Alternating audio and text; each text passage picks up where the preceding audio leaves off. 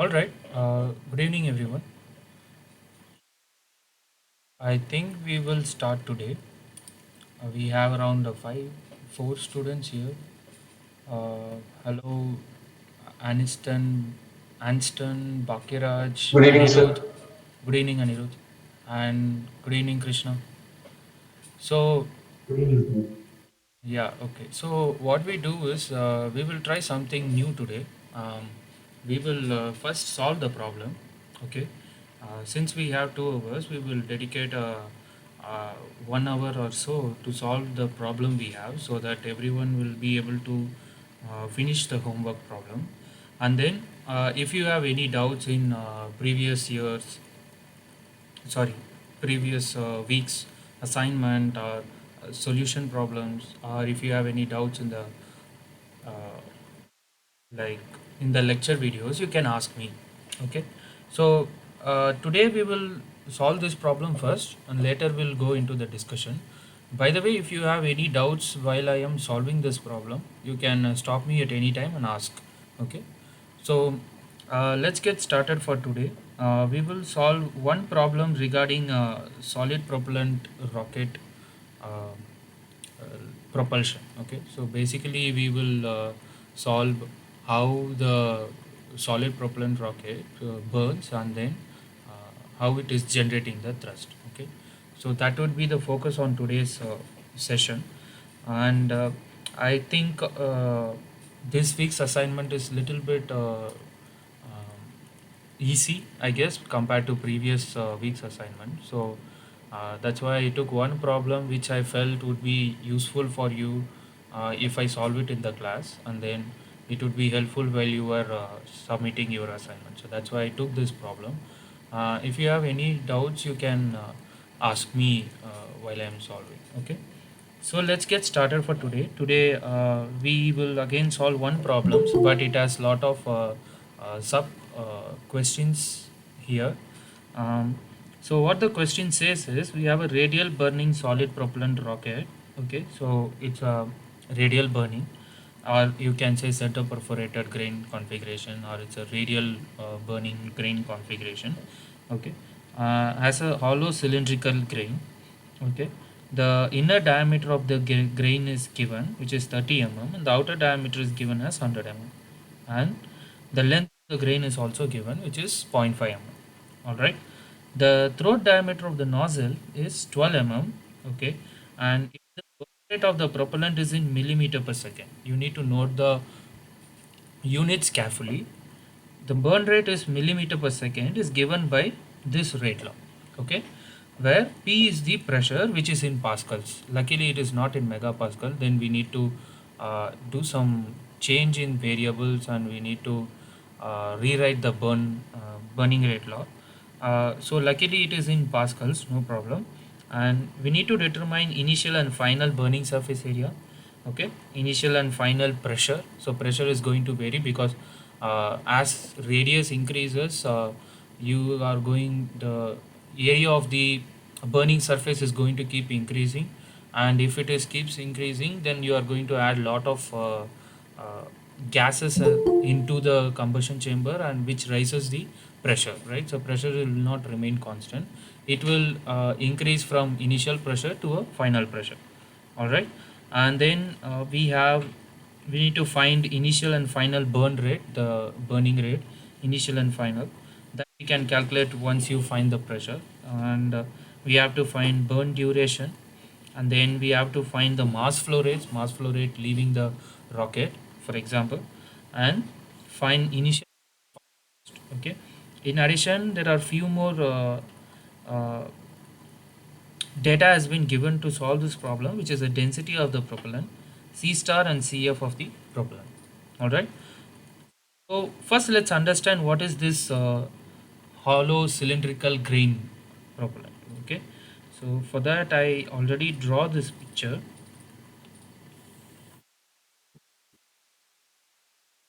This picture up.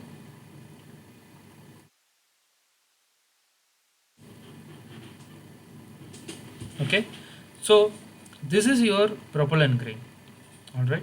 So this is where the propellant is So basically what they do is they will mix the propellant and then they will cast it into the rocket motor, or they will make a uh, hollow grain. They will make the grain and then they will put it inside the casing. That's what they do for a solid propellant rocket.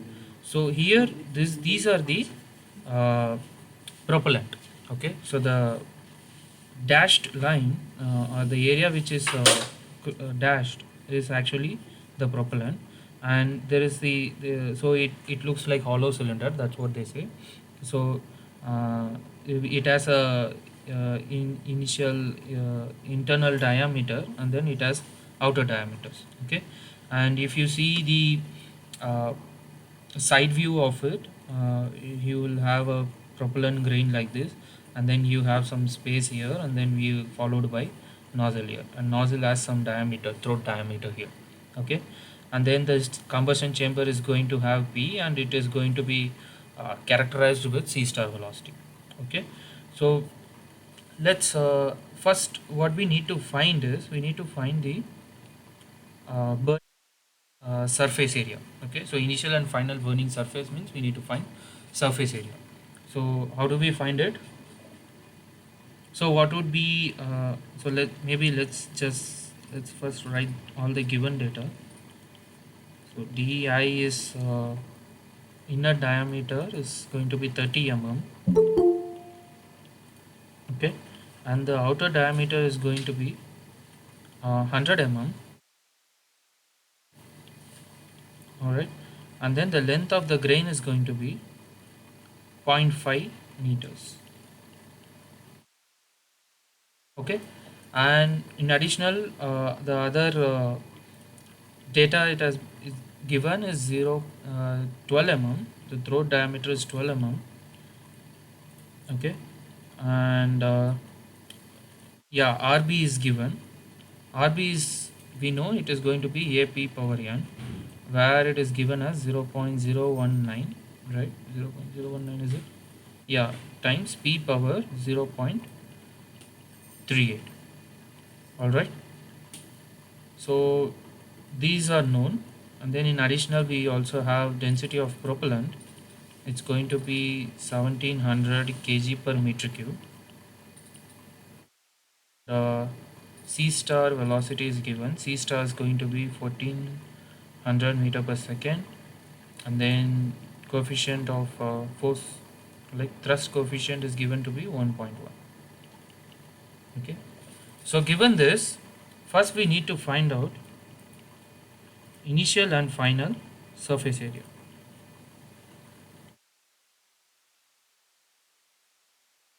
How do we find out surface area for burning? Okay, so how do we find out what would be the initial and final surface area? These are simple questions, right?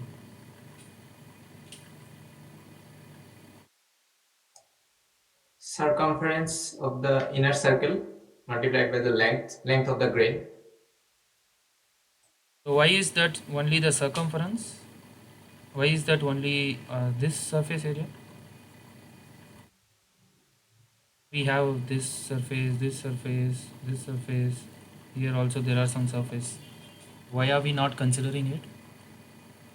It would depend on the ignition, the initial ignition Sir, from we where it is starting.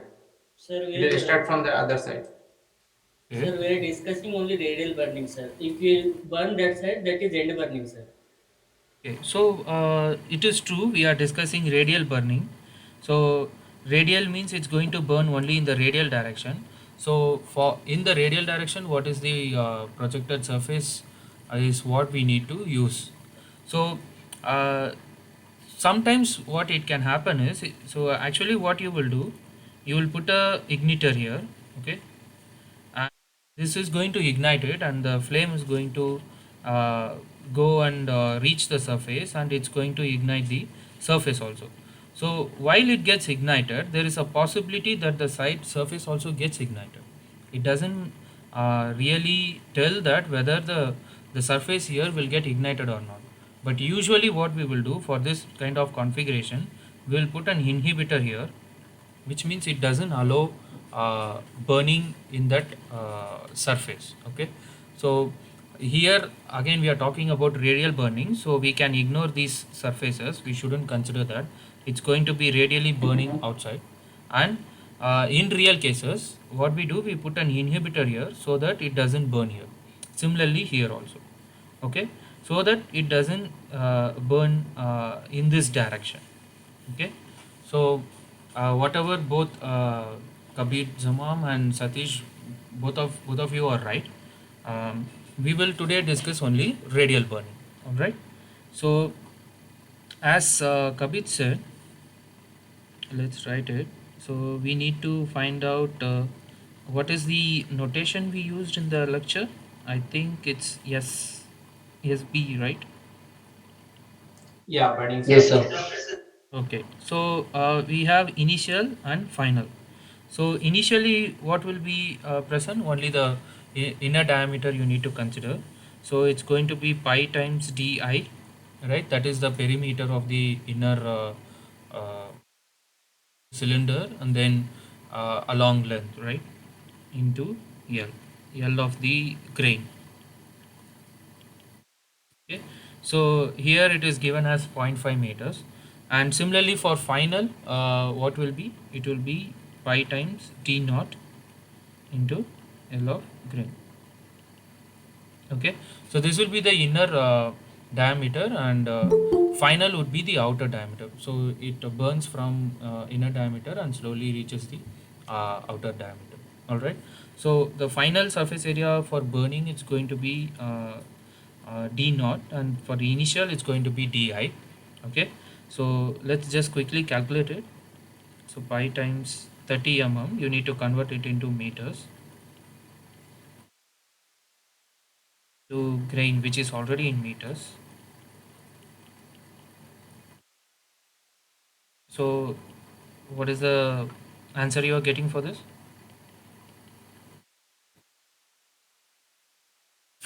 It's a quick calculation, right?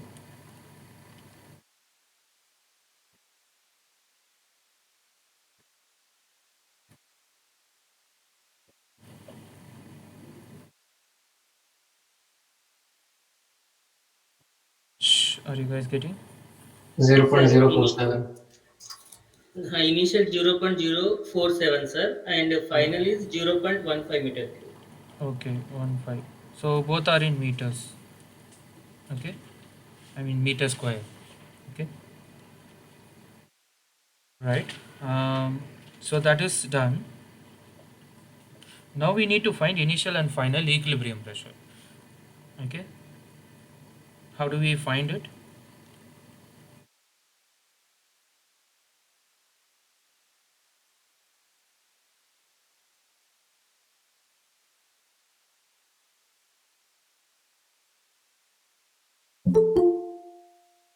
Do we find the pressure?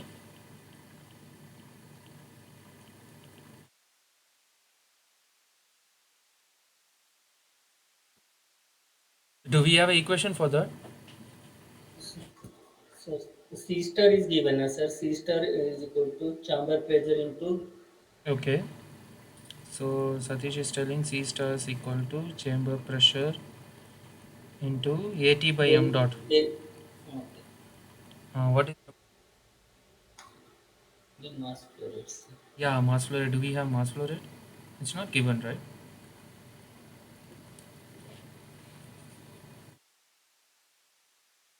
Flow rate. Yes, Anirudh. From the burning rate, Okay, from the burning rate, how do you find the burning? How do you find mass flow rate from the burning rate? RB is APN. We have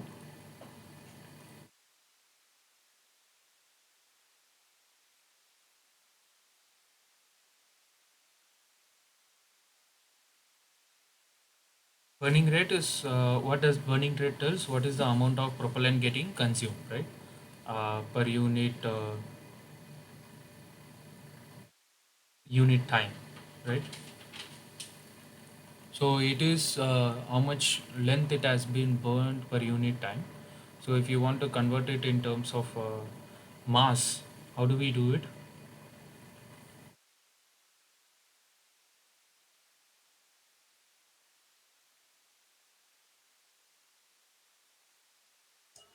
Into area into density. Okay. So which density is that? Yeah, Density lot of of the density. uh, I think it should be the So gas density density. of gas. Density of gas. So there is one answer telling density of gas. And by the way, I am taking it to be burning surface. So okay, so is this correct? Density, should it be density of gas?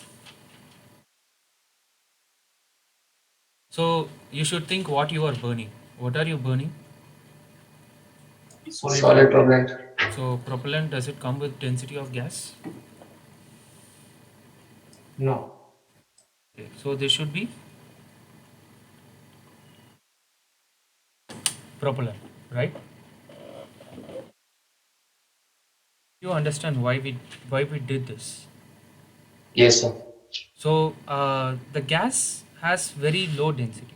Okay, so want to find mass flow rate. The mass flow rate is how much amount of propellant you are burning. Okay, and the burn is it. Okay, so if you want to get the mass flow rate out of it, you need to multiply what you are burning. You are burning the propellant. Gas is the outcome of it, right? So that is how you should think. Okay, and the area So is are we assuming that the mass flow rate decrease of the propellant is exactly equal to the mass flow rate increase of the gas? mass flow rate decrease of the propellant is exactly equal to the mass flow rate increase of the gas. Okay, why don't you tell? Uh, how what do we no need to assume that. My answer is we no need to assume that mass flow rate Yeah, the means propellant. Yeah, based on conservation of mass, yeah. whatever is getting burned, it shouldn't get vanished, so it should be coming out as gas. Exactly. So it is from mass conservation. It has nothing to do with assumption. Okay. So mass conservation tells that whatever we are burning, it should come out as gas. So mass. So let's say you want to write mass flow rate in terms of gas. Okay. So let's write that also. Let's say you write rho gas. So what are the things you need to multiply? Let's say I want to write mass flow rate in terms of gas density. Okay, and what should Port be? area, port area into Okay, that is one way. Throat area into. not throat area, port area. I mean the inner diameter So area, guys. okay, then pi d l, can we write like that, which is same as SB, right? Here. Yeah, yeah, Okay, yeah. then what else should I multiply? I should multiply a velocity, right? Mass flow rate is rho u here. Should it be burning rate, or what should I multiply with?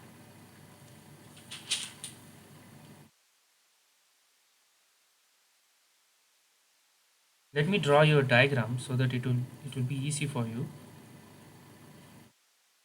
So I am drawing a zoomed in view. Okay, so this is the propellant I have. Okay, now I am telling it is going to regress like that using RV, based on RV. So now what you have to do is you need to do mass conservation along this surface. Okay, so let's say you change the, or it's fine, you change the coordinate system to this surface. Okay, burning surface. Now what happens? So if you change the coordinate system, so this propellant is going to come inside with the rate RB, and it is going to go out with some velocity. We don't know what is that. So the propellant is going to be rho of propellant, and once it crosses the surface, it combusts and become gas. Let's say, okay, now it becomes gas. So now it comes out with some velocity UG. Okay, now based on mass conservation, m dot should be constant, right? So along the surface, whatever comes in should leave on the other side, That is what it means. So rho of propellant times RB times the area of surface is equal to rho g ug times area of the surface. So basically it tells that rho of propellant RB is actually rho g times ug. Okay, here you should note that we don't know what is ug, with which velocity it comes out, right? Maybe we can calculate, but what we know is we know RB. So we are just interested in m dot. So either we can write it in terms of uh, propellant RB times rho propellant times S, or you can write it in terms of gas rho g Ug times SB. But how do you find Ug? Using this equation, because we know mass is going to be conserved, right? So using this equation you find Ug. Ug is nothing but rho propellant RB by rho g, and then you substitute here, and then you will get m dot. So instead of doing this, we just use the rho propellant RB times SB. Okay, is that clear? Okay, yeah, that is clear. One question that comes to my mind is initially the gas is having a radial velocity, but eventually the core flow will have a very high axial velocity. How does these two things means how does that make sense? Means initially the radial and finally axial. Correct. So it is true. Initially, it comes out as a radial, and then it turns, and then it becomes axial. But what we are interested in is we are interested in a control volume analysis, and whatever comes in is going to go out. Whichever way let it come, it doesn't matter. Inside control volume, we are not interested what happens, right? So Okay. whatever the No, analysis, whatever you have discussed about the mass conservation, that I have understood. But in reality, the flow velocity's direction is in radial direction, correct, but eventually it becomes axial. So, correct. what is causing it? Is it the pressure gradient, or means what kind of thing happens between these two So directions? right. So what happens if you look at it? It's going to come out, right? And then it is going to be coming out in this radially, and these two is going to meet, right? So it has to meet at the center line, and here all the momentum exchange, all these things happens, and then it goes out. So the reason for fluid to go out towards the nozzle is due to pressure gradient, right? Since you have a lot of mass coming in here, the pressure here is going to be high, and we know along the nozzle the pressure is going to decrease, right? So the pressure is going to be low here. So there is a pressure gradient happening from head end of the rocket motor to the nozzle, okay, which drives the flow from the rocket motor to the nozzle, okay. While doing so, even if you spray, let's say, even if you burn radially outwards, at first it enters at radially inside, but due to this pressure gradient along axial direction, it changes to axial into an axial flow.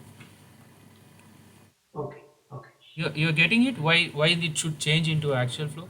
If Yeah, not, it yeah. no needs to change into actual flow. It can just directly, if there is no pressure gradient, it doesn't do that, right? Means there will be a flow turning at the center line. No needs to be necessarily at the center line. It can happen anywhere here. Okay, okay. Okay, so it enters radially. Okay, it enters radially, but after that we don't know what happens because of pressure gradient. It starts it enters like this and it starts going like this because of pressure gradient. So it's like you are throwing a ball from a height, okay, and you have a wind velocity, okay. What happens? Okay. It drives the it doesn't that the ball doesn't directly go. It goes it gets carried away by the wind, right? So same thing happens here. You consider this ball as a fluid which enters, and this velocity, which like driving force, uh, is due to pressure. Okay. Okay, and how will the velocity vary over this entire length? as we move from this end to the nozzle end. So from this end to this end, Yeah, yeah. so it's going to be. How do you think it will be? What is your guess?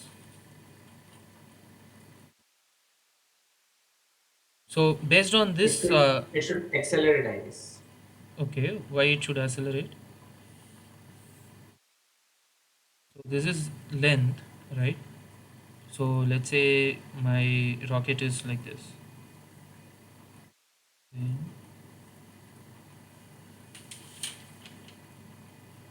okay, so this is my rocket. So what do we know about this end? Let's plot velocity first. So at the head end there's going to be no velocity. So it starts with 0 here, right? Then it will reach some velocity here, okay? And then after that there's going to be converging diverging nozzle. We already know what happens. This goes like this. This is how velocity will be. And I'm talking about actual velocity. Radially what happens, it just comes and turns. It's difficult to draw in terms of graph. You need a contour plot to understand how the velocity will be, and for that you may need to do CFD analysis. Okay, Okay. so but the velocity is 0 at the head end because it's a wall, right? At the head end it's a wall, and it will keep accelerating towards the nozzle because there is a pressure gradient. This acceleration is due to pressure gradient. So let's plot pressure also. Okay, so this is velocity. Let's plot pressure is going to be high here, and it's going to slightly decrease as it goes, and then we know it's a CD nozzle, and then it's going to decrease like this. This is going to be your pressure. Okay, does that make sense? Yeah, yeah. Since there's a pressure gradient, you have a velocity increase, acceleration is happening. Okay, so coming back to this, we have uh, m dot to be like this.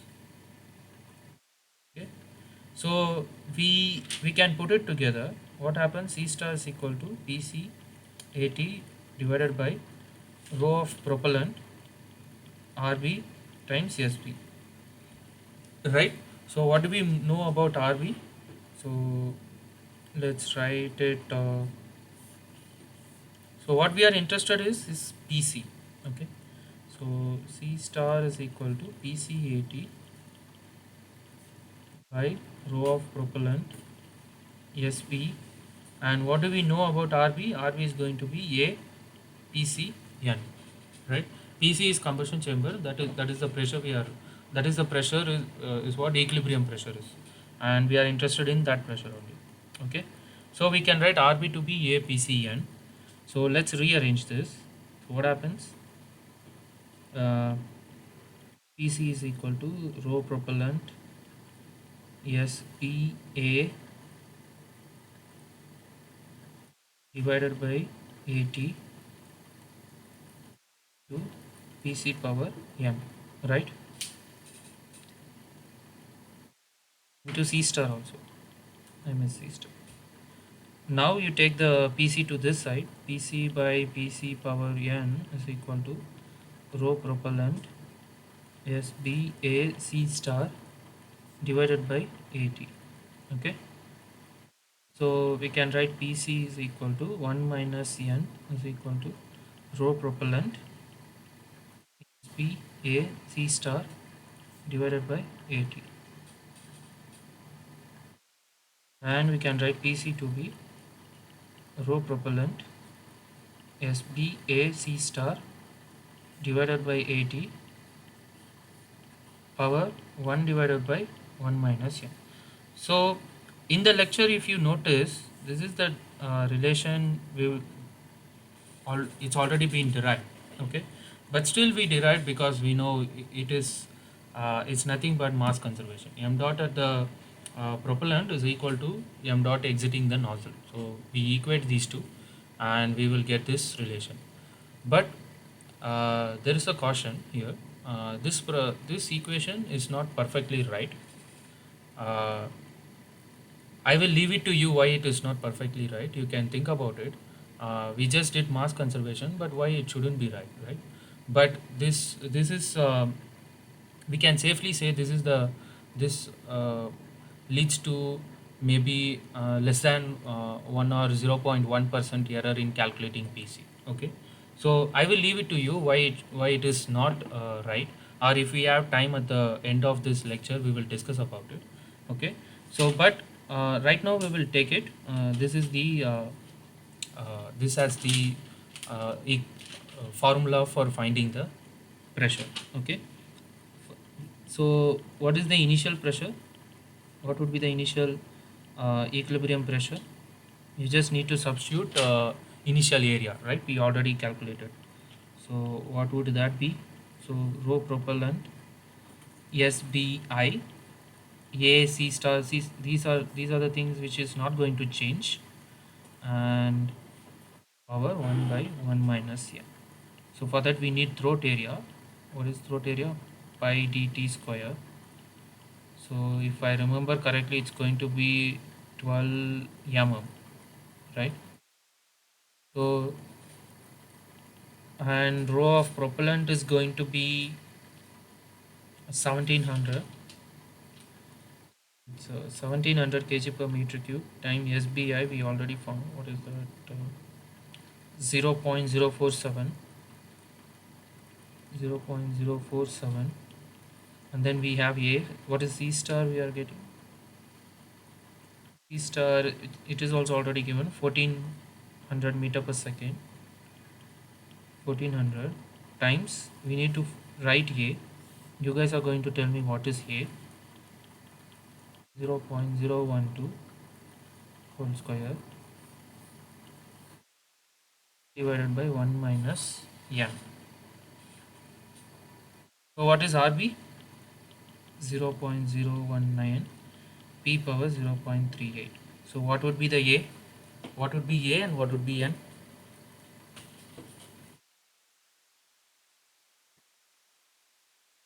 So you need to note this is in meter per second, millimeter per second. So what we should write, you need to take care of units. Okay. Is it simply 0.019, or should I multiply it to change it to meter per second?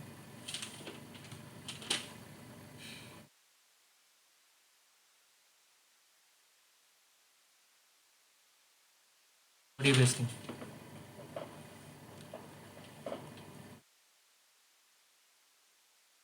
Sir, I guess we need to convert it into meters per second. Okay, how do you do that?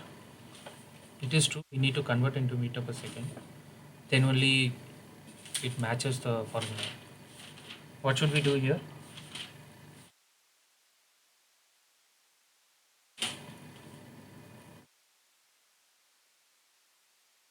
It's easy conversion, right? From millimeter to meter. Yes, sir. So 10 raised to minus 3.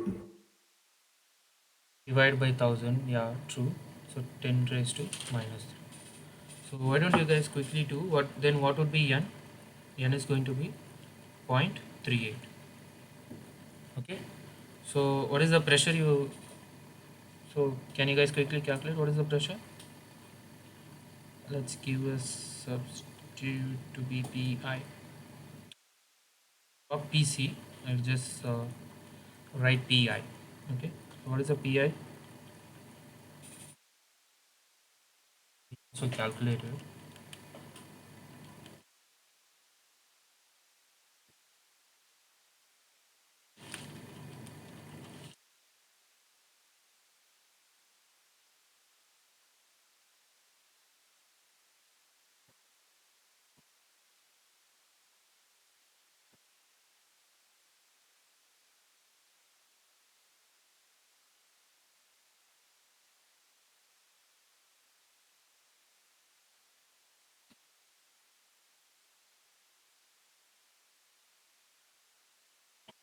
What is the pressure you guys are getting?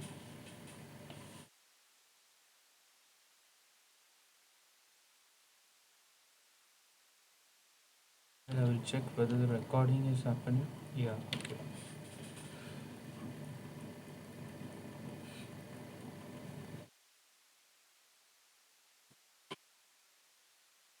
Sir, I wanted to ask, 0.019 is a constant. Why is it having a unit? This is not having a unit, but RB is having a unit.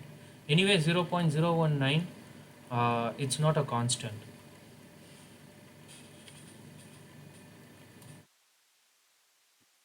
So RB is APN, right?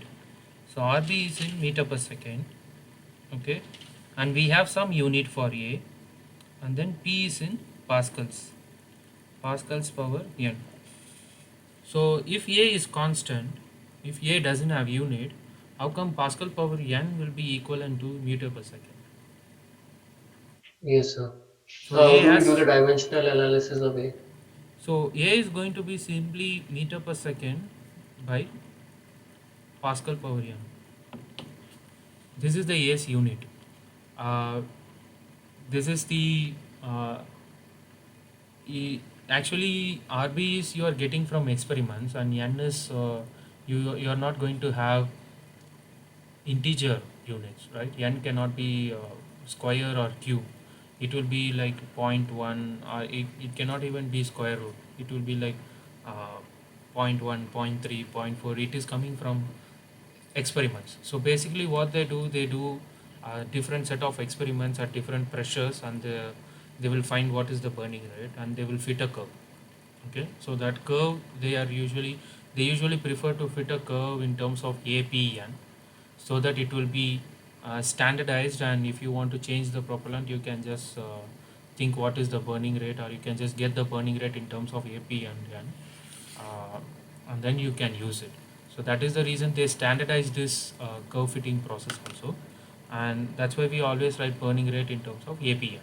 Okay, so it doesn't come from dimensional analysis or something, but you have to take into account that A is a unit of meter per second divided by Pascal power n. Okay. Anyway, Okay, but sir. whatever RB you get, so let's say you substitute some pressure here, and then you get some RB, but that RB is in millimeter per second. Okay, we no need to worry what is the unit of A. Like, even if you worry what is the unit of A, you can convert it back. Okay, so uh, here you no need to worry about it, because RB is in millimeter per second. You just need to substitute RB, because our equation, this comes from A comes from RB, right? So when you substitute RB, you just multiply 10 power minus 3, and then that what happens, RB is APN. Instead of substituting APN, you substitute APN into 10 power minus 3. So here, because your RB is in, you do, here you substituted APN, right? So instead of APN, you substitute APN 10 power minus 3. So that will get carried down, and then it comes as 10 power minus 3 here. Okay, is that clear? Yes, sir. Or you can recalculate A's unit, and then you can come up with what is the unit of A in the metric system or meter per second. Again, it will give you same results. So that's why it's simply you can do this. Okay. So what is the pressure?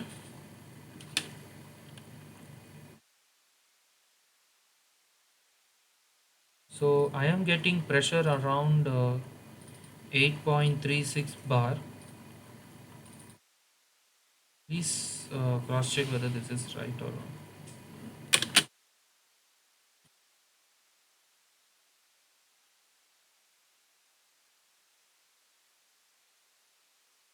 We have final pressure.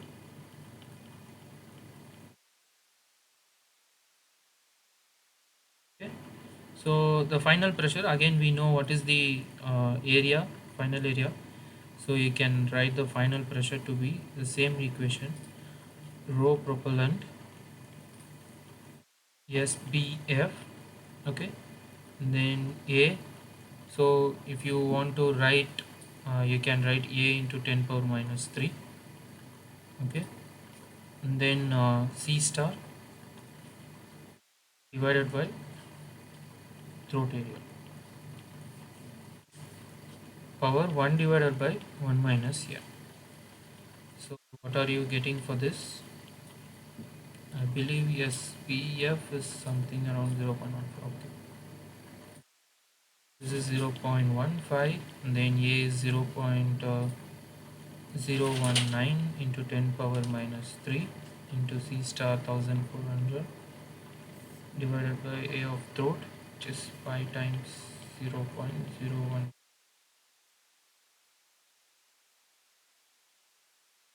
divided by 1 minus 0.38, is it? Yeah. So what is the final pressure you are getting? Once this is done, all other things are straightforward.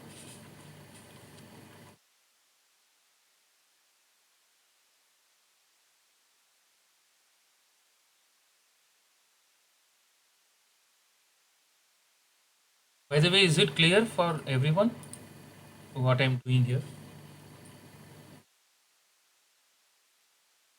Yes, sir. Okay.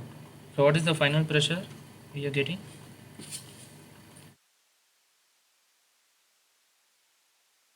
You guys don't have calculator nearby?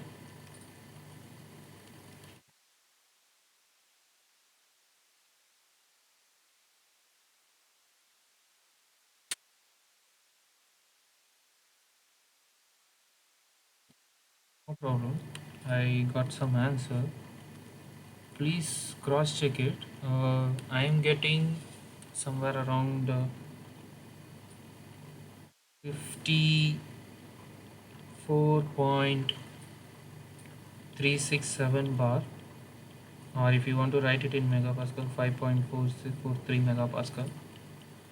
So it started with zero point 0.8 megapascal. Initially it was zero point 0.8 megapascal. This is after ignition. Okay, so 0.8 megapascal, and then it reached uh, 5.43 megapascal. Okay, so this is the solution. Now let's move forward. Then we have see what we need to find now. So this is done. We need to find initial and final burn rate. So that is going to be straightforward. How do you find out? In the sense RB, we need to find initial and final burn rate. We will just substitute in this relation to find the burn rate. That's all. So we already found the pressure. We already found the initial and final pressures. Similarly, we will find the burn rate, initial and final. So it's going to be RBI is equal to APIN, and RBF is equal to APFN. Okay, and A is going to be 0.019 into 10 power minus, so either you can write it in terms of millimeter per second. Okay, um, so this is going to be 8.36 bar, which is 8.36 into 10 power 5 power 0.38, and this is going to be 0.019. This will be in millimeter per second. If you want to convert, you can convert into meter per second. This is going to be 54.367 into 10 power 5, 0.38 millimeter per second. Okay, so yeah, this is how you will find the burning rate. So once you found the pressure, you can easily find the burning rate. What else is remaining?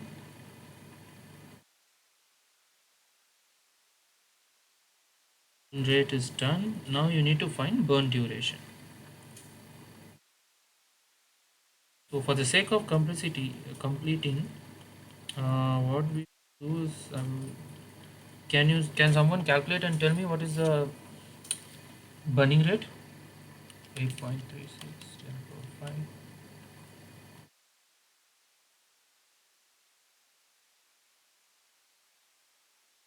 So I am getting initial to be 3.38 millimeter per second. Um, yeah, you can convert into meter per second. And 554.3 0.38 to 0.019, and this is going to be 6.0 889 millimeter per second. So you need to note that as pressure increases, burning rate also increases. That's what we see here. And the pressure increase is due to increase in the surface area, and the increase in surface area leads to increase in burning rate, and increase in burning rate leads to increase in surface area, and thereby pressure. So it's like a positive feedback loop. It just keeps on going, and that's why it is called certain type of burning. Right? What is this burning called? Progressive burning. So what happens is your pressure is going to uh, increase like this. Okay? So initially there will be transients, and then once it is done, it's going to be go like this. Okay. So this is pressure and this is time. So that's why it's called progressive burning. And all the center perforated grain, like hollow cylindrical grain, is going to be progressive burning.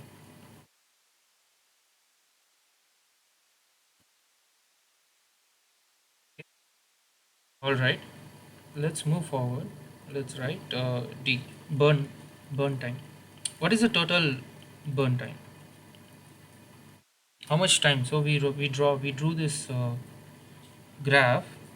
So this is the total burn time, right? How do we calculate it? Any idea? How do we calculate? The total time it took for this rocket motor to completely burn.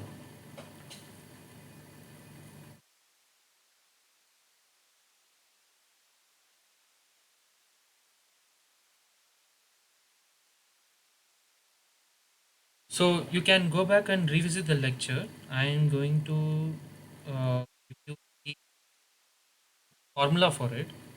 So it has something like 2a power n ln of df by di. Okay, where f we are writing it as d naught. So it's d naught by di. And you need to note that a is capital A is nothing but pi l a c star rho p divided by 80. You guys guess from where this is coming?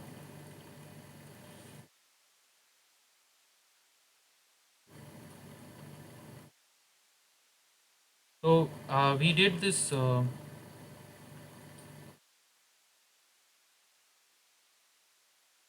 It is coming from the same mass conservation. Whatever we did here is actually going to help us here. Is it simply A1 V1 equal to A2 V2? Uh, didn't get. Or I mean rho AV equal to constant. That is what we have applied, right?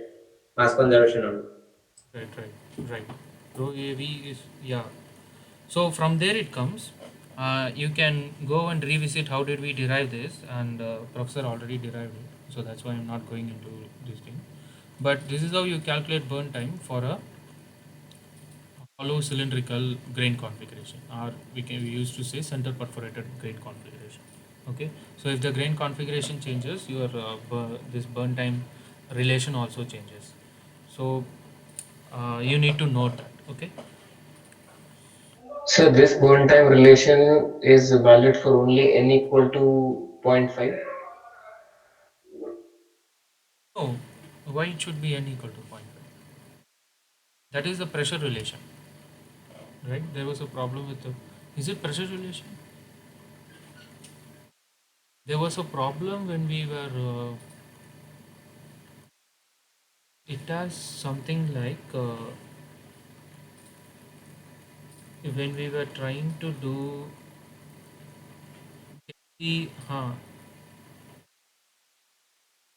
burning surface area as a function of time, right? At that time, there was a problem like 1 by 1 minus 2n, and that is why at n equal to 0.5 we won't be able to do it. So if n equal to 0.5, we have to integrate from first. So okay, let's not confuse. Maybe I will derive it if you need it. Uh, show you from where this is coming. We already know that So we, what was the mass conservation equation? We changed it to be something like P is equal to rho propellant, I believe A C star, or what else was, divided by 80 power 1 divided by 1 minus n, right? So here what we need to do is we have to write so RB become AC star SB, right? So let's go one step backward.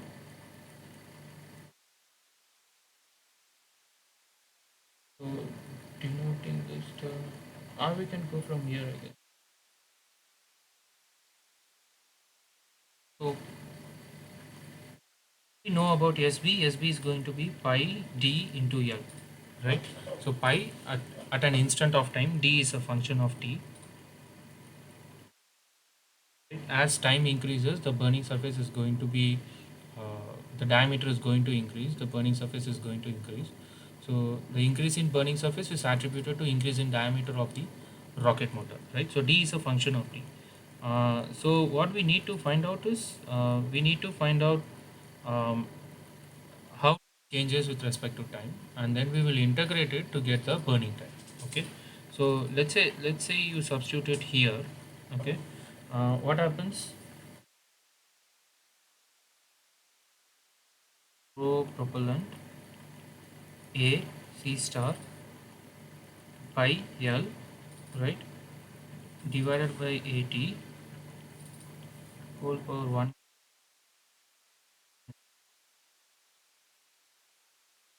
d outside, because all others are going to be constant, it's not going to vary, but d is going to vary as a function of time.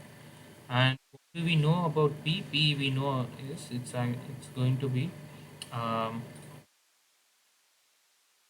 p is equal to APN, right? So RB by A, or how do we write it?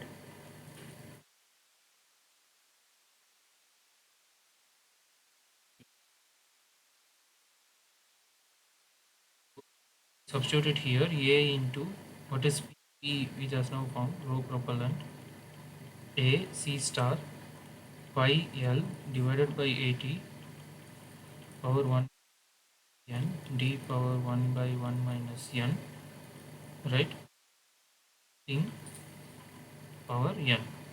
Okay, so let's say if we denote this as capital A, I think this is what capital A is, rho propellant, write it here also, rho propellant A C star pi L divided by 80.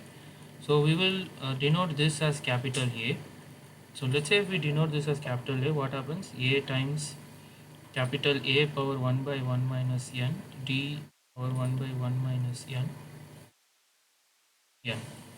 Okay, so then what happens? This is going to be burning rate, RB, or let's say R. We how do we go about from here? So what do we know about burning rate? Burning rate is going to regress radially, right? d d by dt, radially regress. Yes, sir. So if we do that, then it's going to be a power n by 1 minus n and d power n by 1 minus n. Then if we do d by d power n by 1 minus n equal to a n by 1 minus n dt, right? This is going to be constant. You have to integrate this, and you know from where to where you need to integrate di to d naught, this to 0 to db. Then you will be getting uh, this burning rate formula. So let's do this.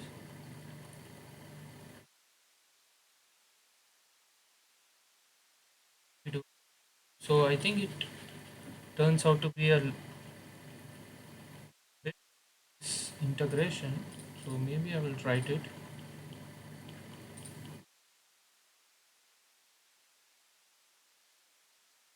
as 2n by 1 minus n minus di 1 minus 2n by,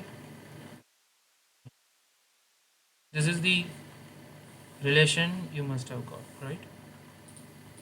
And here you cannot do, if you put zero point 0.5, it becomes here it becomes 0, so anything divided by 0 is going to be infinity, and like there is a singularity when we integrated it. So that's why when zero point 0.5 is when n is 0.5, we have to do something like 1 a power n ln of df by df. So n is zero point 0.5, we have to do this. So that is how we got this. Okay, so here n is not zero point 0.5, right? Yes, sir. Okay. So that's what you are telling. All right. So yeah, Yes, I was telling that, sir. yeah. My whatever I gave is wrong. That's why you should be careful. It's good that you are careful.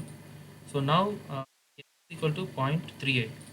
So we should not, this you should not apply this. Okay. Uh, Whatever Anirudh told was right.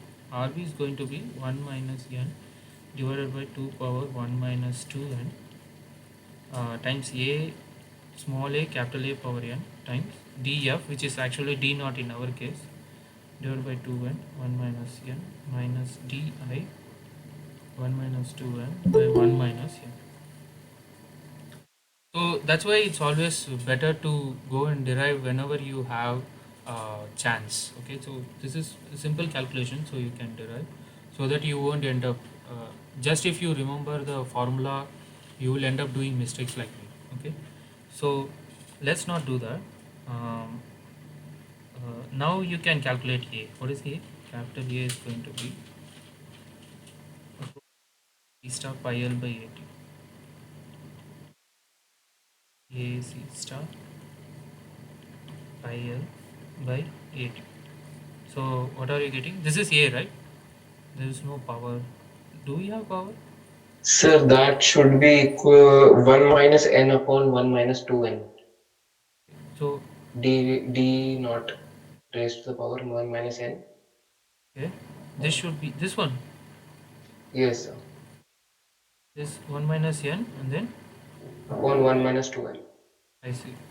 Okay. And same with D, I guess, sir. It looks like 1 minus 2n by 1 minus n. Is it? I don't know. The book. Yeah, please check this. Or you just do this integration carefully and you end up getting results. Okay. So basically what we did was we took A to be just this one. So in lecture sir might have took all these things 1 by 1 minus n also into as A. Okay. So that's why you need to be careful while doing this integration, but it's up to you. Whichever you consider A, you need to do it carefully. Okay. So basically you have to find A and then substitute it in this equation and then find the dv. Okay, so Sir, I this. had a doubt in the Mhm. derivation. Mhm. Sir, like in the lecture during the derivation, he took the dt is equal to dd by 2 upon 2r. I see, dd by 2, is it? Sir, why? Yes, sir. Sir, dd why? by 2. I didn't get it. So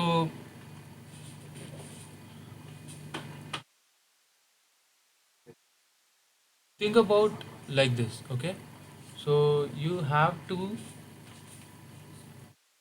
so there is you are going to radially go in. So if you consider this, this is going to be rb. Okay, so you have a propellant here and there is a, like I'm just drawing a cross sectional view, and this is going to move in with rb and this is also going to move in with rb. So how radius is going to change is, so dr by dt is going to be rb. So let's say if you consider this is the central line, let's say you consider some, this is my r, okay. So the r of the surface is going to move with the rate rb, okay. So if r of the surface is going to move with rb, then what we know about r is going to be d by 2, right? So if we do that, then it's going to be dt by dt by 2 is equal to rb. You understand why it is dd by 2? So here dr is nothing but dd by 2, right? So that is Yes, why it sir. comes here.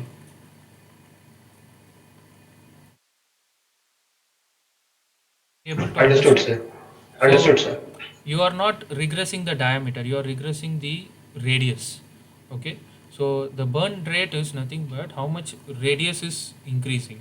So if you want to write in terms of diameter, you need to do it twice, right? So that's why r is nothing but d by 2. So if you want to write in terms of diameter, so dr is nothing but dd by 2, you just substitute it here. So it becomes dd by dt 1 by 2 is equal to r. So that's why it changes there, okay. Anyway, so you need to substitute in these two relations and you need to get the burn time. I hope you guys will do it. So this is also done. Now initial and final mass flow rates we need to find out. And how is it, how are we going to find out that? 5 or 4? I think it's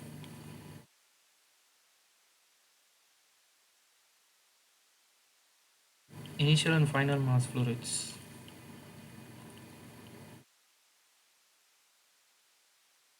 We already had a very big discussion about mass flow rates, right? So m dot is going to be rho propellant rb times sb. So if you want to find initial, then it's going to be rb initial sb initial. So what is rb initial? Rb initial is going to be a times p initial I n, which we already calculated. Did we calculate or did we left it? Yeah, we calculated 3.38 millimeter per second. So you just need to substitute here 3.38 millimeter per second, and then SBA also we already calculated. You just need to substitute these two here, and then similarly MF, which is rho propellant RPF SBF, okay. And we already calculated RPF and SBF, going to be APFN, and I believe it was around 8, I guess I got 6, okay, 6.889.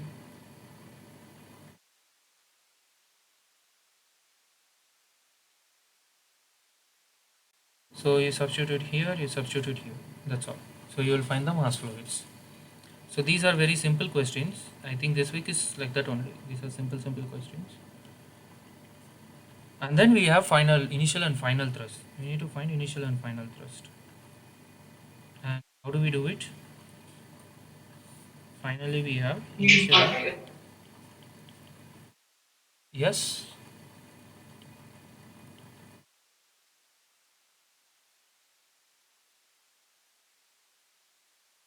What do we know about initial and final thrust? Sir, F is equal to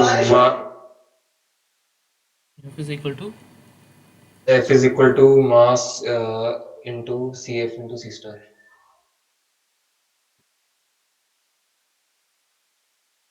okay, CF into C star into mass. I don't get it. So mass flow rate, are you telling?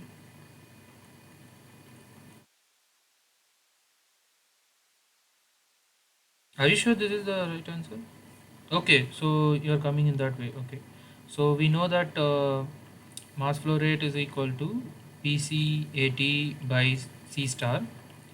So instead of, actually what F is CF times PCAT. Okay, this is your relation. So always remember that, because sometimes there can be C star efficiency given and you may need to multiply it. So if you think that F is C of C star m dot, you may end up um, like forgetting the efficiency of C star. So always take this one, CF times PCAT, okay, because that is how we derived the thrust, okay. So if we again we already know we know area of throat, CF is given, we need to find PC and PI. So let's say initial phi F initial is going to be PC, CF PCI. We dropped the subscript C and we wrote PI AT, and F final is going to be CF PF times 80. Alright, so CF it's given 1.1, and I believe initial was 8 bar something, 8 into 10 4 5, and throat is pi into 0.012 square, okay. Then you will get the thrust. Similarly, you will have 1.1 into 54.3 some bar, 0.012 square, okay. So you just substitute here, you will get the thrust. So you may need to express in kilonewtons or newtons based on the question asked. So this is how you calculate thrust. Okay, all right. So this is also done.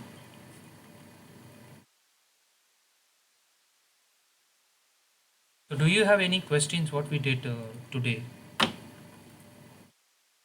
Do anyone have any questions? Like how we did all these things? I believe this time it's quite straightforward. Only thing you need to understand is mass conservation. Mass conservation, if you understand, you can derive all the other uh, equations and you can solve it.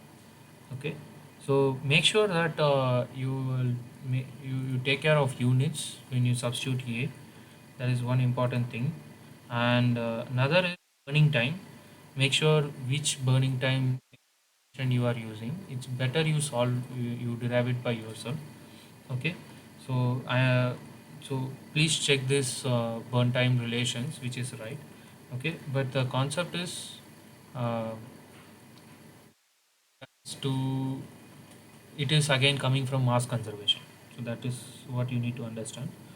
And then mass flow rates and thrust are quite straightforward. Okay, so what you can do is you can either if you have any questions now, let's say we will discuss about your questions regarding previous assignments or lecture topics. If you have any difficulties in understanding, you can ask me now. So I thought I will finish this problem before we have a discussion, because every time we start our discussion it goes till 1 hour or 1.5 hour. We may end up not solving whatever the problem we have in hand. So that's why I first focused on the problem. Now you can ask me if you have any questions regarding the previous assignments or let's say the lecture topics.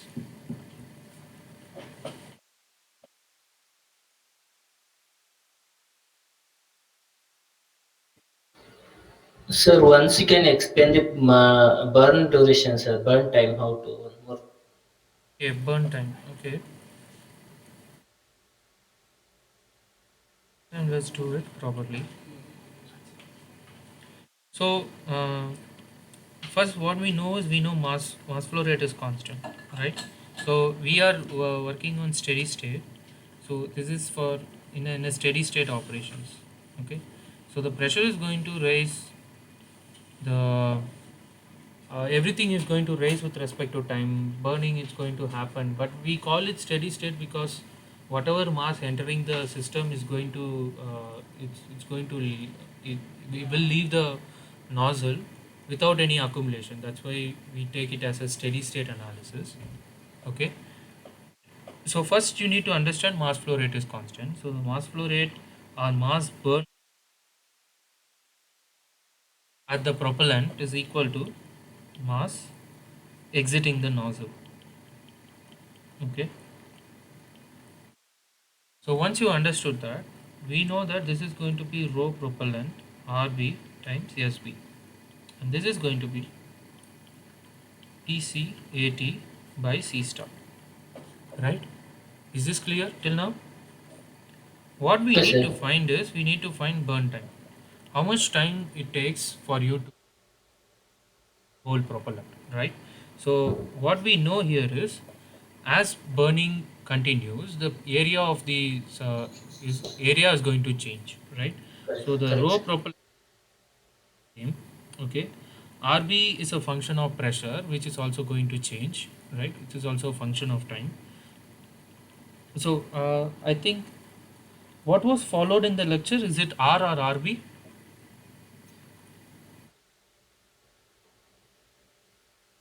Okay, anything let it be. So and S is also a function of time. Okay, these are all going to vary, and P again PC is going to be a function of time, and C star and AT is going to be remain same. Okay, so these are all constants. This is constant, but all others are a function of time. Now what we know about RB is going to be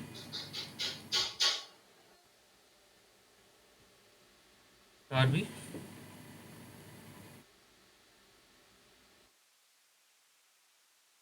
is nothing but APN, right?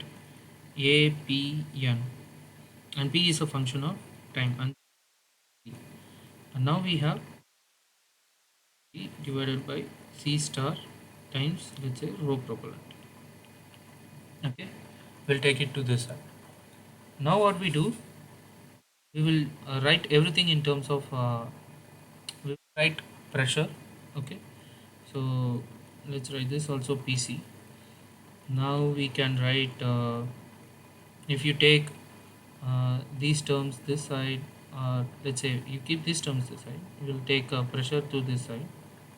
Okay, then what happens, PC becomes 1 minus n is equal to rho propellant C star A times SB divided by AT, right? Yeah, that's it. So now you want PC is going to be rho propellant C star A SB divided by AT whole power 1 divided by 1 minus n. So this is clear. We have pressure.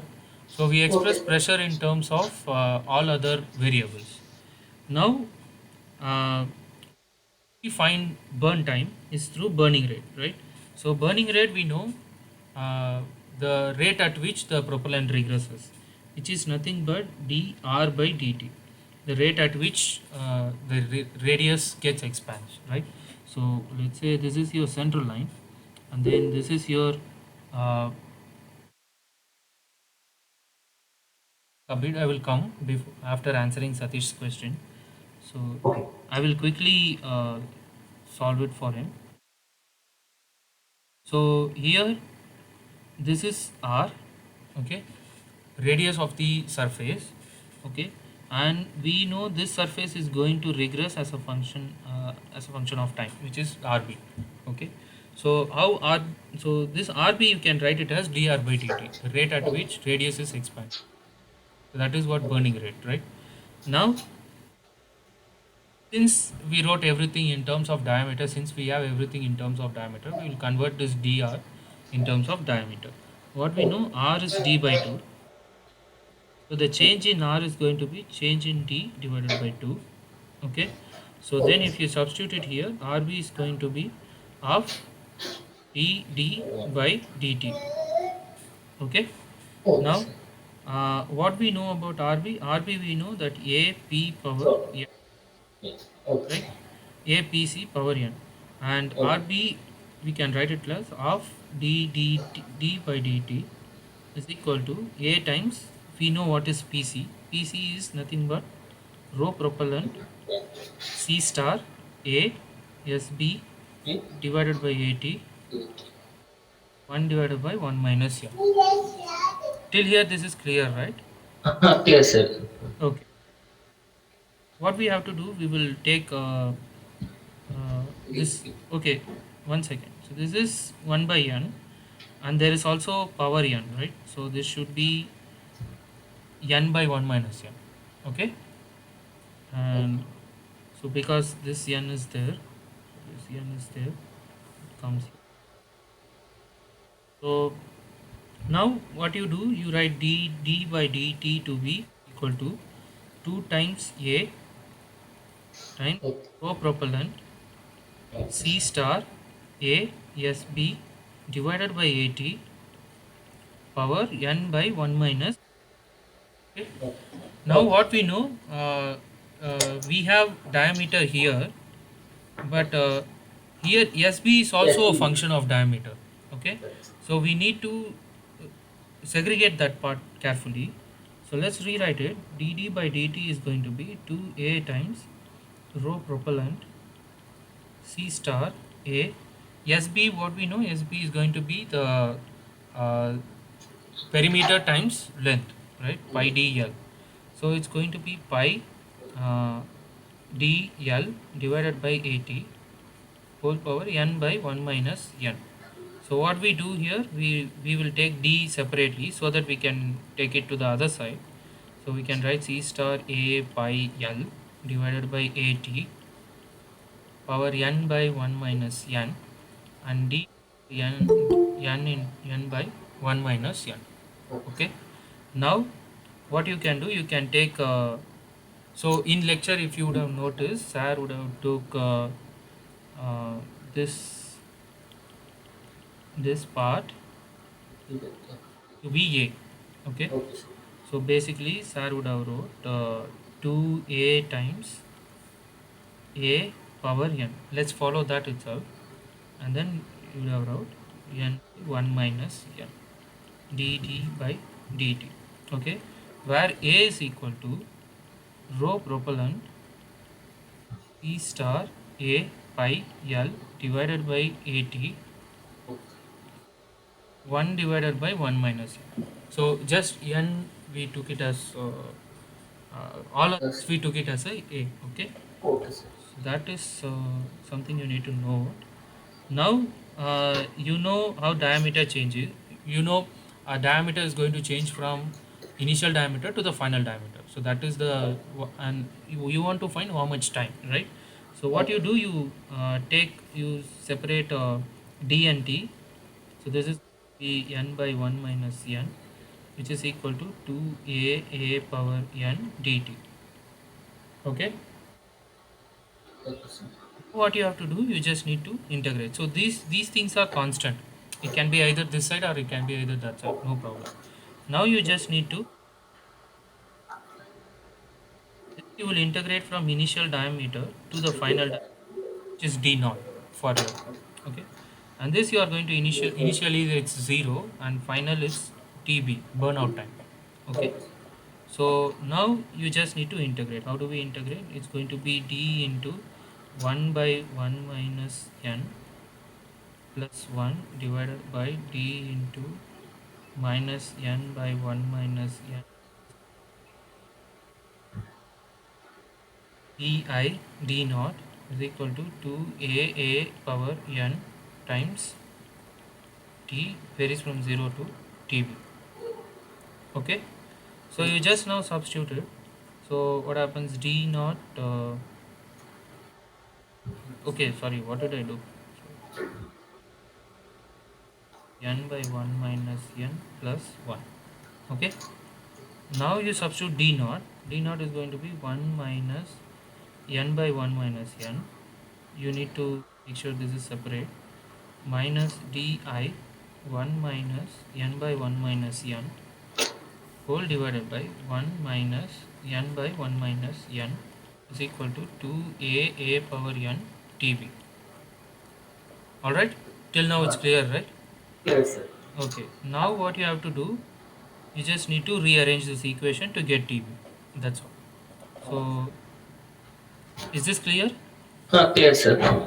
So you just need to rearrange this equation to take 2a power n this side, and you will get tb. Now if you put n is equal to zero point 0.5, there would be some uh, singularity happening while doing integration. So while we did integration, we didn't take into account whether what is n, whether n is greater than 1, less than 1, greater than 0.5. We didn't take that into account. If you take n equal to zero point 0.5, what happens? dd by d, it becomes dd by d. Then, so let's take this equation. Okay, so that's why there is a special case, n is equal to zero point 0.5 for that equation. So what we have, dd by d integral of di to df or d naught is equal to 2a power n times integral of dt 0 to db. Do you know 1 divided by e is d is going to be ln of d, and it is going to vary from di to d naught, which is equal to 2a power n tb. And you again you just rearrange it.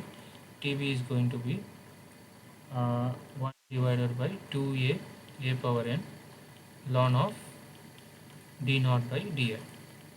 Okay, so this is for n equal to zero point 0.5, not other than that. And if n is not equal to zero point 0.5, you need to use this.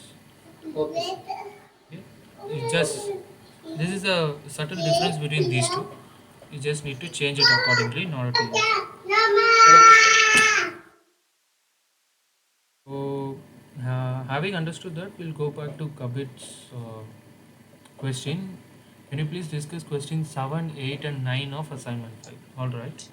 Well, I have understood the questions. I actually attempted it. Okay.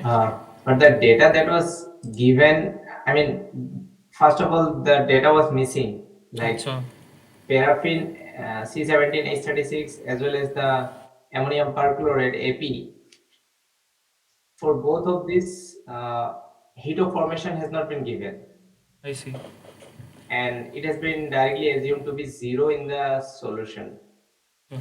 So I attempted it by using NIST data Mm-hmm. Mm-hmm. for the paraffin, which is assumed to be liquid at room temperature, Right. and as well as ammonium perchlorate. Both of this data is available at NIST, so I Mm-hmm. applied that and came quite close to the answer, but it was still little less, so it Acha. was marked as wrong. So I Okay, am okay. asking, like, why is this heat of formation assumed to be zero for both of these? It shouldn't be assumed to zero. I think they missed the. Uh, I think they missed giving paraffins and ammonium perchlorate heat of formation. It should be given. I don't know why didn't they give. Yeah. Actually, some one of the student have also mentioned asked about that one. So maybe they will make it right. So Yeah, but in the did, solution, both these values have been assumed to be zero. so they didn't So say anything about whether it should be assumed zero or not. yeah, it cannot be zero, right? They are quite. So what is the check? Let me send you the link. Yeah, there is one link which.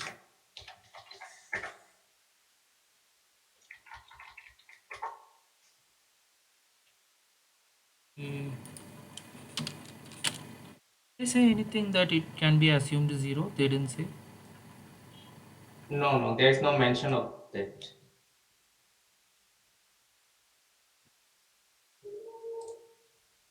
I see. So you get any reply from any of the course member? No, no, I haven't got any reply. Okay, so So then I applied this NIST value. I have sent you the link. okay. That value, I think it should be quite close. I have checked it with many other sources. So it is around minus 295 if we Okay. assume the APS to be solid. Yeah, that And in a you should similar manner, that other paraffin that is liquid. So in SARS book, the paraffin has a formula of around C35, something like that. It's quite heavy hydrocarbon. correct, correct, correct. But here the paraffin is said to be C17. So 35 is solid. So here 17 means it can be liquid, right? Because as we go as we become heavier, then it becomes solid. Can be liquid, but it depends on which temperature you are operating in. So it's a Yeah. solid composite propellant. So what they can do is it can be liquid, but it can be casted as a solid. So that is possible. At Okay. 25 degrees Celsius is the paraffin liquid. Something you need to check. Yeah, means C17 H35, that is H36, I guess. Yeah, H36. So that is heptadecane, right? So I searched for heptadecane heat formation directly from NIST. Okay. I'll send you the link. So I Again, you can even search for C7H36. Yeah, yeah, yeah. yeah, C7 H36. So this one has two HFs. One is liquid. Yeah, it is liquid mainly. Yeah, at room temperature it is liquid. So it is given both heat of formation as well as the heat of combustion.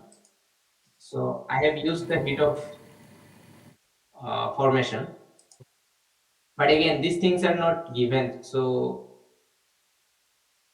the question itself has some ambiguity. Yeah, yeah. This they will consider. Let Okay, yeah. Let's wait for please reply. please convey that. Yeah. Uh-huh. Yeah, yeah. I will do that. Let's wait Okay. for reply from them. Okay. Okay. Okay. That's it. Thank you.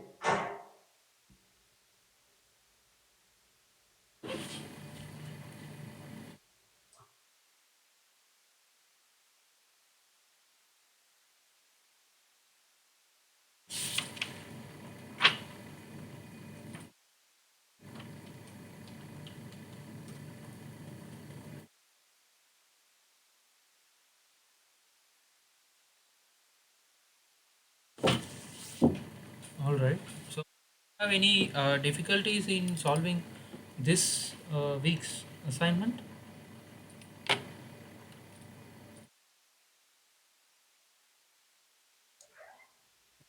I didn't have that much of difficulty, but I made some serious mistakes, silly mistakes. Yeah.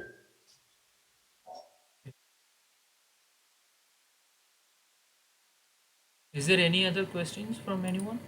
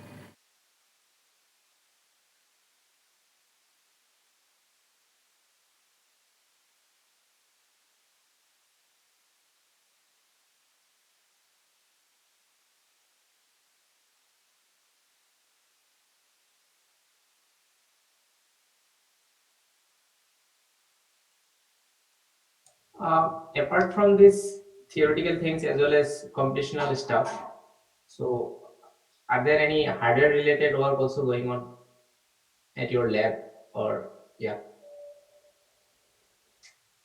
Uh, are there any? I didn't get your question. hardware related, hardware in the sense physical hardware.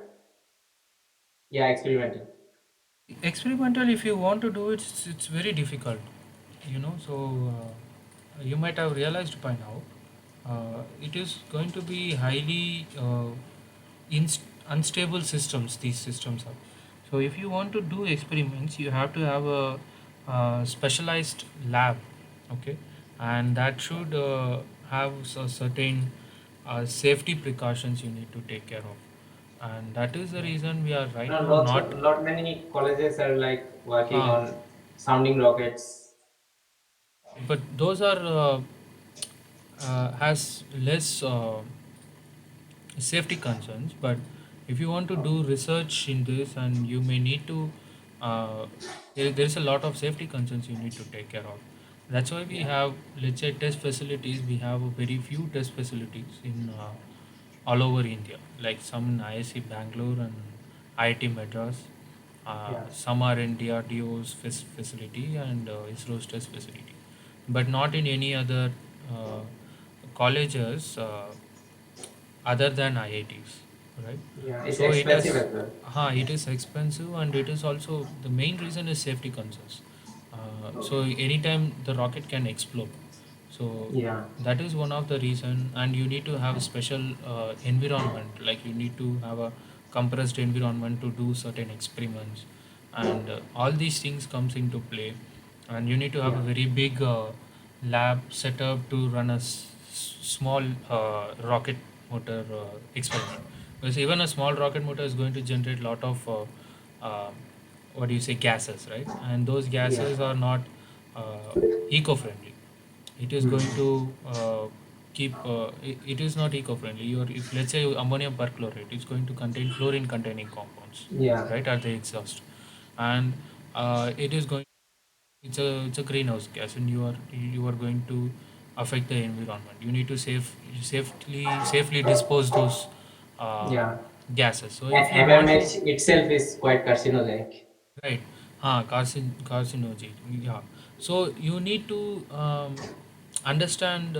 I mean, you need to take this all these things into account, and then you have to do the experiments, and that's why uh, it's very difficult to.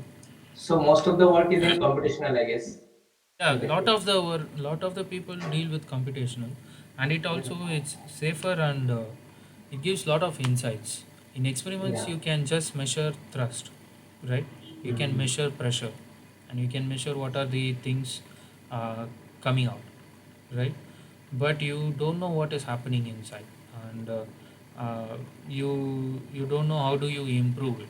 Okay, so only thing is by trial and error, and those are expensive. You can't keep on doing trial and error, and that is the reason lot of uh, the computational work is going on, and it is very fascinating that it has there's been very high uh, development in computational work, right? And Yeah. also that is the reason we develop these simplified models. Like for example, m dot equal to m dot is not always same, right? M dot equal to constant is a steady state approximation, and this is fairly is going to be only during your 70% of the operation. Other 30% is not, it's not going to be, or let's say 80% of the operation. Other 30% requires little more understanding, little more deep knowledge in order to construct a model. This is a simplified model, right? M dot equal to constant. So with Right. Right. this analysis, if you want to uh, let's say launch a rocket, it's going to be difficult, because you don't know the initial transient, you don't know the final transients. If you don't know these two, how you are going to exactly put the satellite in a proper orbit, right? So all these things comes into play, and that is the reason you can test it if you want, but it is going to be expensive for each and every rocket motor. If you want to test, it's going to be expensive. Not even for rocket, not only for rocket motor, it's going to be same for liquid rocket engines also. That is also you need to Liquid one consider. is even more complex compared Right. to solid. So this is simple. You just make cast the propellant, you put it inside, and then you burn it. And you no need to control. You no need to do anything, because you cannot do anything. It just burns everything and just going to send it out. But in liquid, you have tanks, right? You have to store. You should have a pump. You need to pump it with high pressures, and it is going to combust inside a combustion chamber, and there can be a lot of instabilities that can happen, combustion instabilities. Here also it Yeah. will happen, but there it's going to be even more high chances of combustion instability. But still Yeah. we use it because we need high specific impulse. We cannot Yeah. carry large amount of solid propellant, and we cannot carry that and roam around everywhere. So Yeah. in flexibility, in terms of flexibility, liquid propellant is easier. In terms of simplicity, solid propellant is better. But I people think are, that is why the hobby rocketry is mainly focused on solid yeah, mainly. yeah. So, and but right now people are working on other propellant also. Some can be used as a some hybrid propellants. People are working on hybrid propellants also. Yeah. Yeah. It is a combination of both solid and liquid, right? So all these things people are working on, but because of safety concerns and cost, involved. Uh, lot of if I want to do, I can go to some of these facilities which has been well established, and I will go and do my experiments there. That is the easiest way, because if you want to create and then do, it's going to be very difficult, and it is going to take a lot of time. Right. So we have Bhakiraj. He wants this PDF with my phone number. All right, no problem. So, Bhakiraj, you should be able to access this PDF from your. So let me show you. So if you go here, problem solving sessions. Okay. So in this problem solving sessions, if you open it, here there's a click here to view problem solving lectures, right at the bottom. So if you click here, it will open Google Sheets, and you can find myself and Nikhil's videos and presentation. So Sir, here one doubt, sir. Actually, Nikhil Verma sir PDF is when I clicking, your presentation only coming, sir. so actually both are same link. Please request him for uh, put it in a drive and share it with you. Okay. Okay, So sir. actually he copied and made it here, but I think he maybe forgot to change the link. That's why it is like that. Uh, you request him to uh, change the link. Okay. Okay, sir. Okay. So if you open that drive folder, you can access all my sessions, and if you want, if you want to view this lectures, you can get the YouTube links also here. So once this is over, I will just update you here. Okay.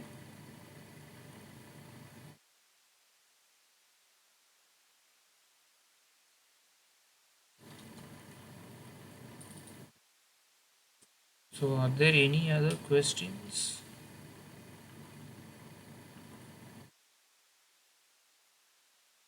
Maybe in the meantime, I will upload. You guys can think and ask me questions if you want.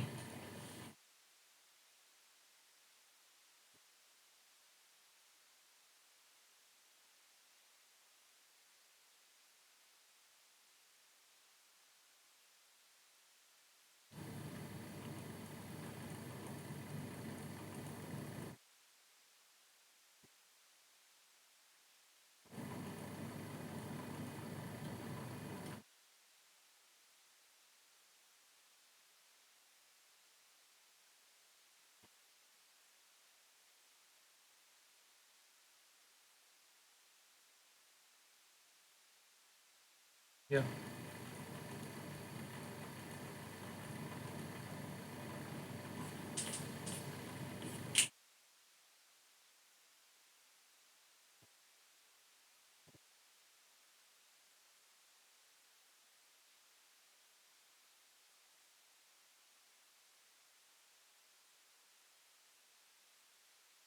All right. If there are no more questions, maybe I can wait for 5 more minutes or so. If you have questions, you can ask me. How about all of you guys are doing bachelors, or some of them working also? Sir, I am working, sir. Okay. Actually, no one needs to call me sir. You can call me Ganesh. Uh, so where are you working, Satish? I am in Sri Kota, sir. Yes, sir. Sri. Oh, you are an ISRO scientist, is it? Yes, sir. Yes, sir.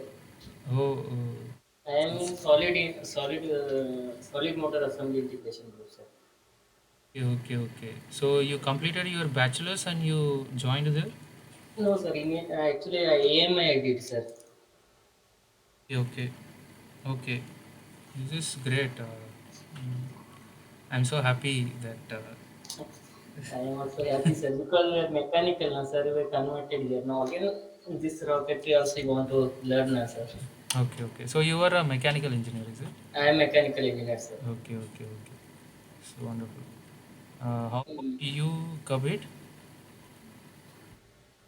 Yeah, I'm working right now as a freelancer.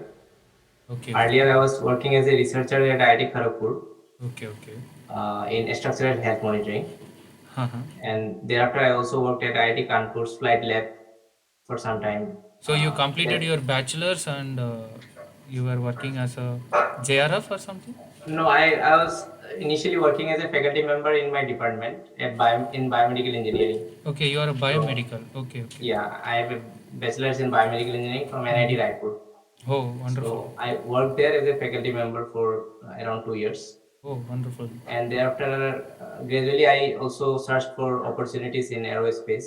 So Mm-hmm. I took some courses online as well as on NPTEL, and gradually I moved into this direction. And based on those things, I got some opportunity at IIT Kanpur as well as IIT Kharagpur. So right now you are a freelancer. You are planning to do a PhD or Uh, something? Research you're yeah, I'm planning to. planning for some higher studies in aerospace from Okay. abroad, but I need to do a little bit more research. Okay, okay. So I'm looking for some research opportunities either in propulsion or in flight dynamics. Yeah, yeah. So both are very interesting. Yeah, my Wonderful. main forte is mainly in instrumentation and electronics. Okay. So like I can make UAVs and instrument it with all sorts Mm-hmm. of sensors and autopilots, and I can do the same thing for any rocketry hardware if such kind of work is there. Mm-hmm. So I'm looking for such opportunities where, let's say, some sort of control system is needed for flight dynamics of the rocket, or maybe gimbal control of the nozzles, some Yeah. kind of control algorithms, the instrumentation, electronics, hardware, all those things I can develop. Okay. If you are interested, I will share you something. So it is called. This is something I did for myself. Spacecraft dynamics and control. Okay. So this is one of the course in Coursera. You can check it out. It's Oh yeah, from UC from Boulder. yeah, that's a really good course. Yeah, Yeah, you have done that? I have not completed that. I have done a little bit of that. Okay, okay, Actually, I was also following Manoranjan Sinha, Professor Manoranjan Sinha, IIT Kharagpur, right. and that course was a little bit difficult because I didn't find it that exciting. But this spacecraft dynamics and control from UC Boulder is really cool. Yeah, The things are explained really in a lucid manner. yeah. So this course I find it interesting. I actually completed that full specialization itself. It's Wow. very interesting. If you have time, like everyone, you guys can have a look. It has nothing to do. It has less thing to do with propulsion, but related to equations of motion, engineering mechanics used to come a lot. So in the Yeah. spacecraft dynamics and control, it's very interesting. The These, attitude problem is quite interesting, using yeah, all yeah. sorts of devices, Mm-hmm. magnetotorquers, thrusters. Yeah. So This, you are doing PhD yeah, I currently? am I am doing PhD in propulsion. Okay. So minus IIT Madras. CFT. No, IIT Gandhinagar. I'm at Gujarat. Okay. Okay. Okay. Um, but mine is not related to spacecraft dynamics and control. It is Okay. related to CFD and propulsion. So Okay. that is different. But I also like orbital mechanics, and Mm-hmm. that is the reason I started spacecraft dynamics, and it was very good. But it is very math heavy, just Yeah, like yeah, all other dynamics courses. It is yeah, quite heavy in yeah, math. yeah. You may also need to make programs in order to solve the solutions, in order to solve the what do they say, quizzes in that course. Yeah. Yeah. So you have to do that. That's a really good addition Yeah, because yeah. that really makes us work extra on Correct. those things. Right. So Pakiraj, you are BE Aeronautical. You are which year student? Did you complete or you're still doing it?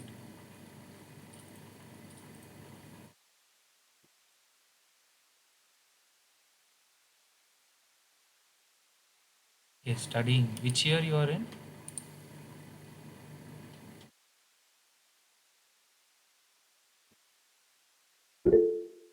Third year. Okay, nice. Then we have Neeraj. We have Jay Prakash. We also have Krishna Kumar. What are you guys doing? You guys also study?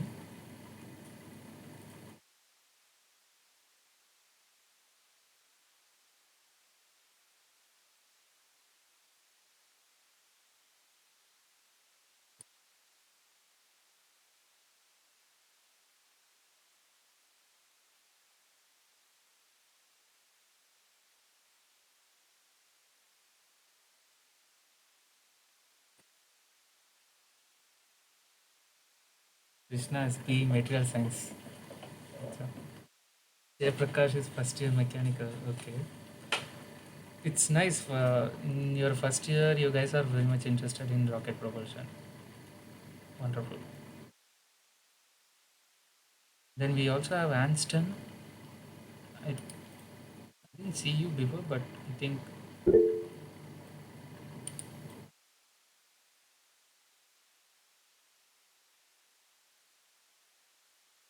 Anston and Neeraj is silent.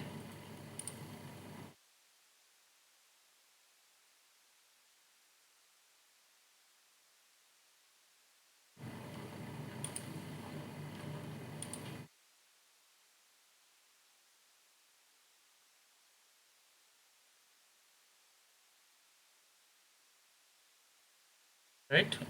If there are no more questions, maybe I will close the session now. We will meet next week. Okay, with a new. Okay, thank you. Okay.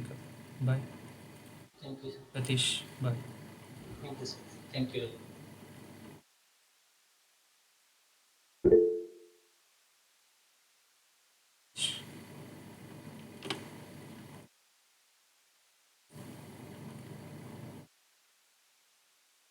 Hi, Neeraj, Anston, Jayprakash. I will close the session.